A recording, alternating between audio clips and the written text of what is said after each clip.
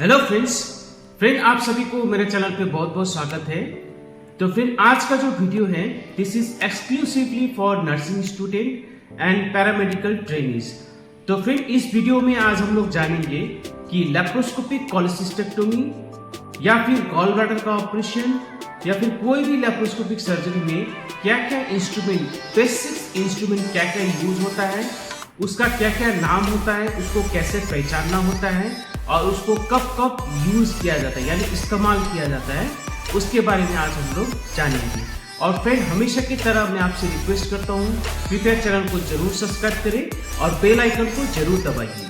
खासकर आज हम बात करेंगे लैप्रोस्कोपिक कोलेसिस्टेक्टोमी यानी कि लैप्रोस्कोपी के जरिए जो गॉल ब्लैडर का ऑपरेशन होता है उस पे ये जो इंस्ट्रूमेंट है इसको हम लोग बेसिक इंस्ट्रूमेंट बोलते हैं।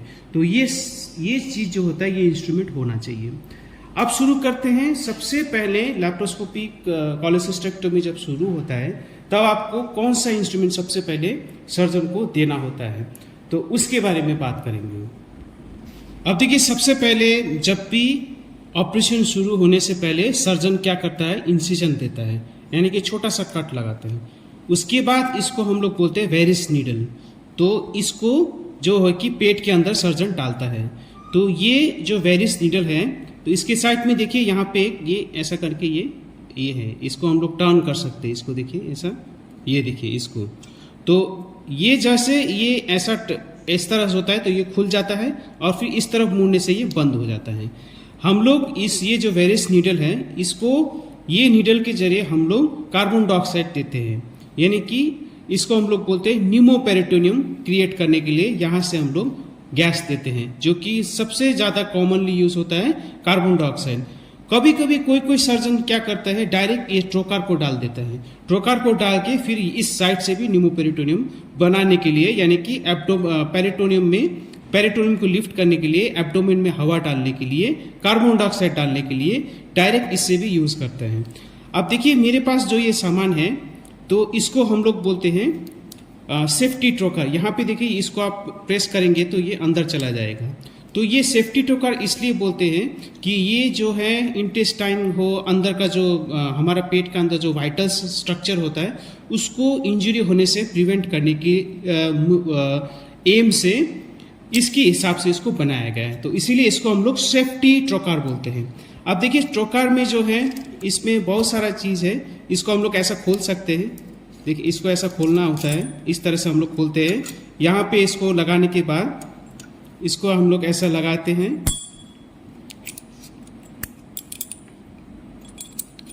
इसको फिर ऐसा करके हम लोग इसको लगाना होता है।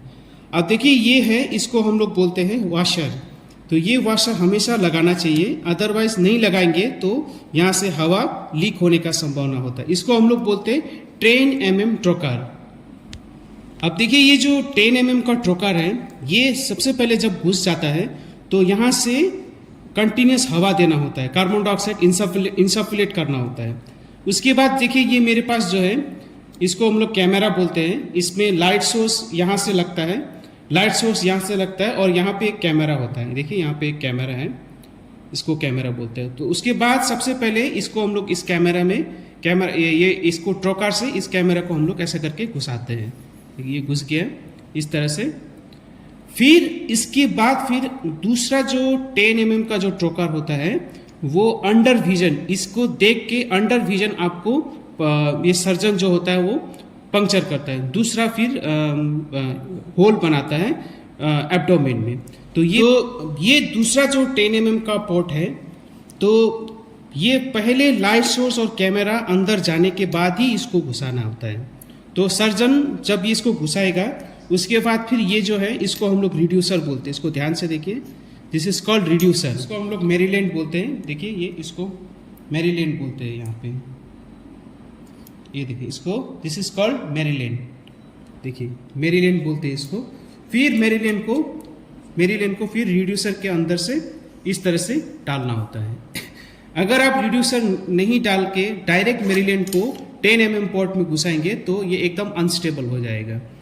उसके बाद फिर ये जो मेरीलैंड जो होता है उसको डिसेक्शन में बहुत हेल्प करता है। गॉल ब्लैडर को लीवर से या आसपास का जो फैट होता है, ओमेंटम होता है, जो जितना भी स्ट्रक्चर होता है गॉल ब्लैडर के आसपास, सीबीटी के आसपास, फिर पाइल्ड सिस्टिक डक्ट के आसपास, उसको डाइसेक्ट करने में मैरीलैंड यूज होता है।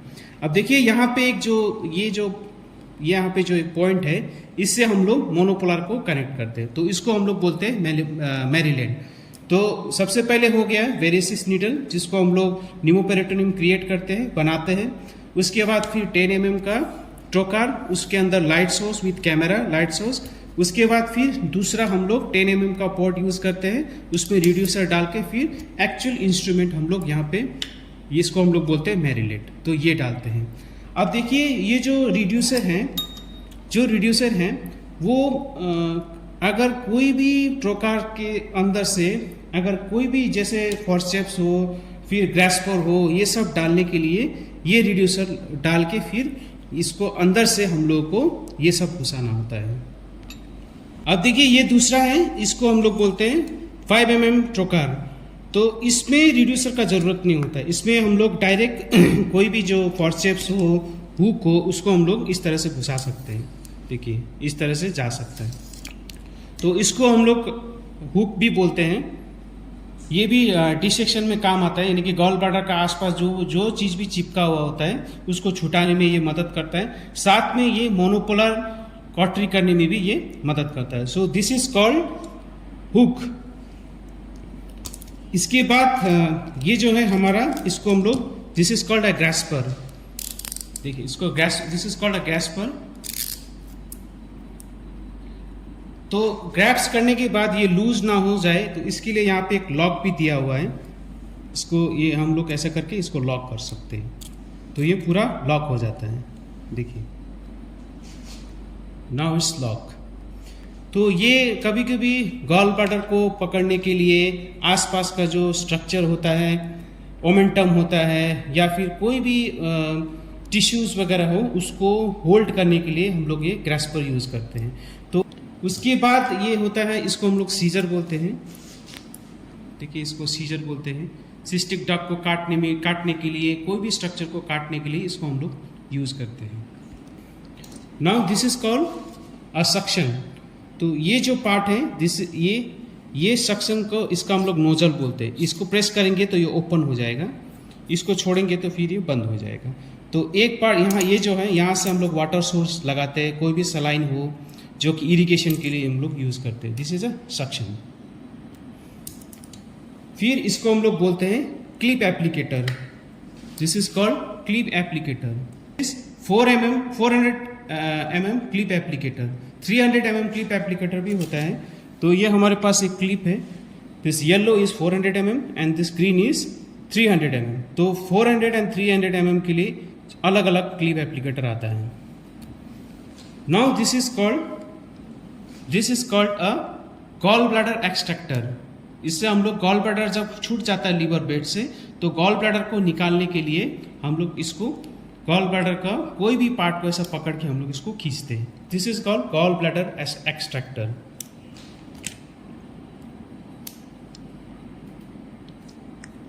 अब और एक चीज दिखाना हो आपको, तो ये जो है, जैसे ये देखिए ये सीजर है, तो इसके ऊपर एक नॉट होता है, यहाँ पे घुमाने का होता है। तो इसको अगर आप घुमाएंगे तो इसको आप कोई भी डायरेक्शन में इसको मोड़ सकते हैं। ये 360 डायरेक्शन में घूम सकता है। देखिए इसको हम लोग, ये देखिए, ये इसको मैं घुमा रहा हूँ, तो इसको हम लोग 360 डायरेक्शन में इसको रोटेट कर सकते हैं, ताकि हम लोग को आसानी से कोना कोना कॉर्नर का जो भी चीज़ टिश्यू को काटना हो, तो इसको हम लोग काट सकते हैं। अब इसके साथ ये सब चीज़ है वॉशर, इसको आपको ध्यान से इस्तेमाल करना होता है, ध्यान से रखना होता है। इसका जो 5 mm और 10 mm का अलग अलग वॉशर आता है। अब कोई जब भी आप लाइट सोर्स को यूज़ करते हैं, तो ये एक फ्लास्क होता है, थर्मस होता है, इसके अंदर हम लोग हॉट वाटर को रखते हैं, ताकि कभी कभी सर्जन क्या करते हैं कि अगर जो लेंस होता है, इसमें जो हम लोग का जो लेंस होता है, ये अगर फॉगी हो जाता है कभी कभी, तो उसको हटाने के लिए इसके हम लोग पानी में, यहाँ पे इसमें पानी में हम लोग ऐसा करके डुबाते हैं। या फिर कोई जो सैबलन से भीगा हुआ जो गॉस पीस है उससे इसको मोचने से ये साफ हो जाता है। तो फ्रेंड ये रहा एक बेसिक इंस्ट्रूमेंट लैब पॉली में जो यूज़ होता है। अब इसको स्टेरिलाइज कैसे करना है, सबसे पहले तो ये सारा चीज़ को आपको साइडेक्स में 15 से 20 मिनट डुबा के रखना होता है। इससे आपका ये सारा इंस्ट्रूमेंट स्टेरिलाइज हो जाएगा। तो ये है हमारा जो डिस्प्ले यूनिट। यहाँ पे सब अंदर का जो भी गॉल ब्लैडर का स्ट्रक्चर, लीवर, ये सब यहाँ पे दिखाई देता है। तो सर्जन इस पे देख के वहाँ पे जो कैमरा और लाइट सोर्स जो दिखाया था वो सारा यहाँ पे डिस्प्ले हो जाता है। तो ये है टीवी यूनिट। अब ये जो नीचे जो है ये है केबल सोर्स। इसके बाद ये इसको बोलते हैं CO2 इंसफलेटर। तो यहाँ से हम लोग गैस देते हैं। तो यहाँ पे जितना भी ये जो है कितना फ्लो जा रहा है, कितना प्रेशर जा रहा है, कितना फोर्स से फ्लो से गैस पास हो रहा है, वो सब यहाँ पे दिखाई देता है। अब उसके बाद ये है कि मेन लाइट सोर्स का ये काम करता है। और ये जो यहाँ पे जो दिख रहा है इसको हम लोग कार्बन डाइऑक्साइड सिलेंडर बोलते हैं। तो ये एक मेन गैस सोर्स जो कि लैप्रोस्कोपिक सर्जरी में जब हम लोग न्यूमोपेरेटोरियम क्रिएट करते हैं।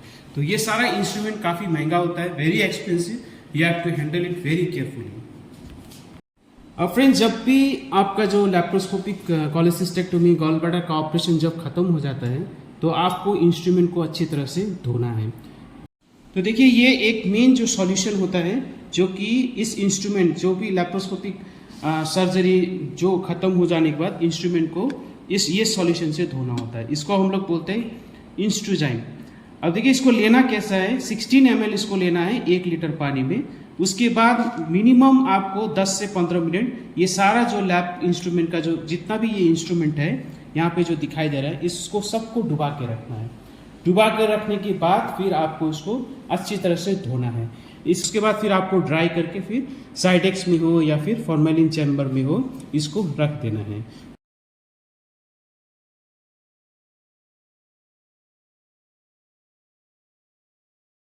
तो फ्रेंड ये रहा छोटा सा जानकारी लैप्रोस्कोपिक इंस्ट्रूमेंट कौन कौन सा क्या क्या नाम होता है, किस किस के लिए यूज होता है, इसके बारे में। मैं आशा करता हूँ आपको ये वीडियो अच्छा लगा होगा। ऐसे वीडियो लेके हम लोग फिर आएंगे। तब तक के लिए थैंक यू वेरी मच।